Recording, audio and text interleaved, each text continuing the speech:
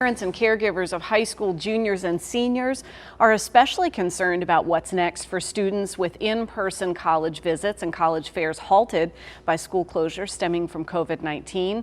I recently spoke from the comfort of my own living room with the founder of College Shortcuts on what to do and what to keep in mind. It's definitely a subject that's top of mind for so many. What's next when it comes to college, especially for our rising seniors heading in that direction, and even for juniors looking to start exploring campuses? We're talking with Neha Gupta. She's the founder of College Shortcuts. Neha, it's great to see you this morning. Absolutely. Great to see you as well. This is one of those conversations that really came to the surface pretty quickly. Schools in Virginia were closed and then closed for the full school year. So a lot of parents, guardians, and caregivers were left wondering what's next, especially for those rising students. Yes, we're seeing across the nation a lot of schools are closing, and it is affecting a lot of students, especially in the high school grades, because they were expecting to finish off their years very strong and ensure, they knew everything for each subject since so many finals are coming up. So a lot of students right now are confused and stressed and worried about what the next year holds. But what we found at College Shortcuts and with everyone that we're working with, that it's not just about focusing on what's happening from this week to next week. It's about looking at things from a long-term vision and planning. Most of these students still have the dream of going to college. They want that college experience, and we want that for them. And they want to study their passion. So we are still going full steam ahead with our students. They're working on their essays, they're getting their applications together because applications are opening end of July and August 1st. So that's only in a few months. If you look at it, we're already in April. And I think one of those things, it's not just a one-way conversation, right? Families, parents, students, all concerned about the next step with college. But I think colleges and universities and higher education is wondering, how do we connect with these students, and how are we having a barometer of maybe where they were? Some final grades weren't given. Maybe SATs or ACTs weren't taken. Absolutely. One of the big issues that most parents are feeling and students will feel through these next few months is the fact that on average across the United States, it's 500 students to one guidance counselor at school. So right now, getting outside help is one of the best ways to ensure success for your child, because now with everything going virtual or schools closed, those counselors are no longer available.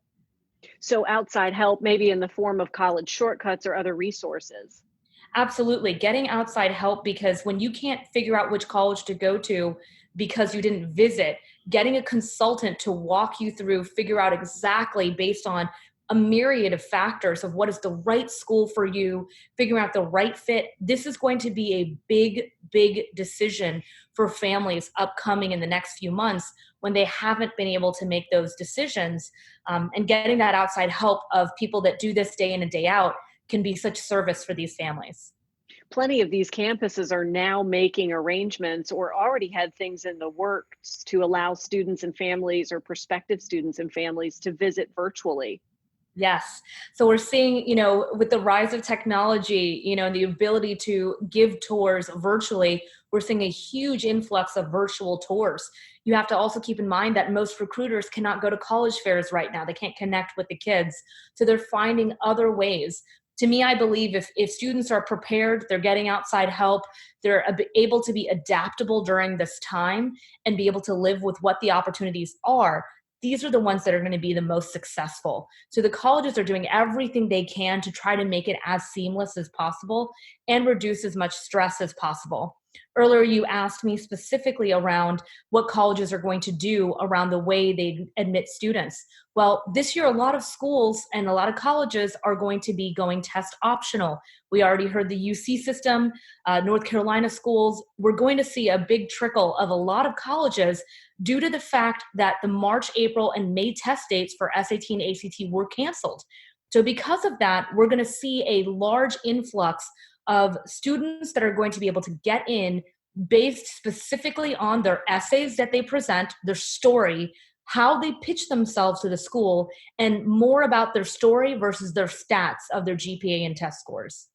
It's interesting to know that, but that presents its own challenges too, because if you did have maybe resources that you were using before leading you up until this point. Now it's a new playing field. How do you present yourself well if maybe essay wasn't your strongest suit? Exactly. We did a review over the last 5 years of 2,000 students and their writing, and we noticed there was an 86% decline in students' writing in the last 5 years. So, all these students that thought they could rely on their counselor or maybe their English teacher, they're not going to have that as a resource. So, we've been getting calls nonstop at College Shortcuts to book out our consultants and our editing team to help them and make sure they get that outside pair of eyes or former admissions officers that know what these colleges are looking for. This is definitely the week that a lot of Virginia schools would have been on spring break. And this is historically the time that you would go out and visit campuses. So it is important to make that connection. When you suggest reaching out to resources, is it also important maybe to go ahead and reach out to some of those higher education institutions that you were thinking about or considering?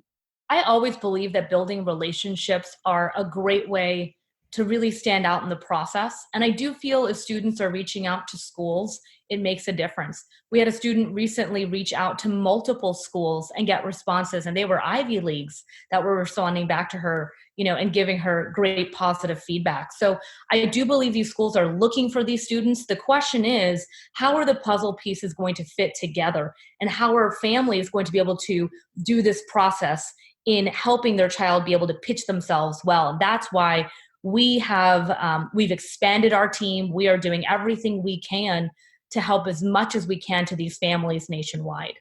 What's the number one thing, in your opinion, for families to keep in mind?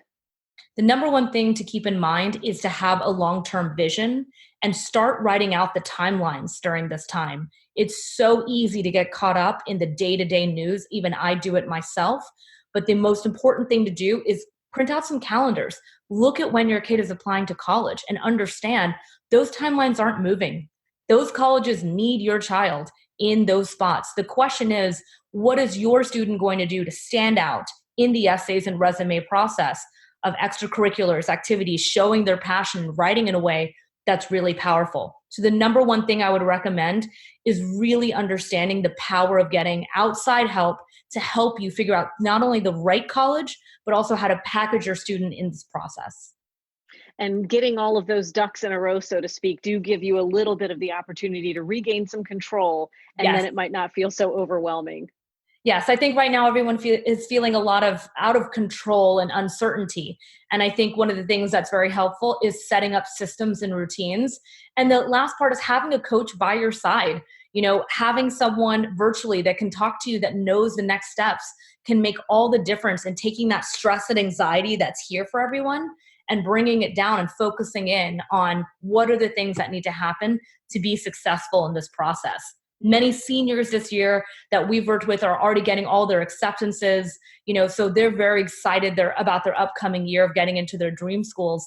And we want to see that moving forward from generation to generation to come.